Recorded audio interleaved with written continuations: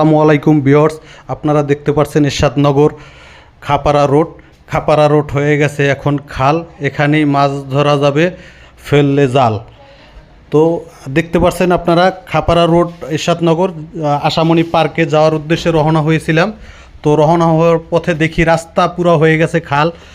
তো আশামণির সামনেই আপনার সিনেমা হল, যারা সিনেমা হলে তাণ্ডব ছবি দেখতে আসবেন বা আসার চিন্তা ভাবনা করতেছেন তাদের জন্যই ভিডিওটা। দেখেন রাস্তার কি পরিস্থিতি, অটো তো পাওয়া যায় না। 1 ঘন্টা দাঁড়িয়ে আমি একটা অটো নিয়েছিলাম অনেক কষ্ট করে। এই অটোটা দেখেন মনে হয় যেন পানির ভিতরে লঞ্চ চলতেছে, জাহাজ চলতেছে, এই অবস্থা। দোকানপাট বাসাবাড়ি পুরাই পানির নিচে।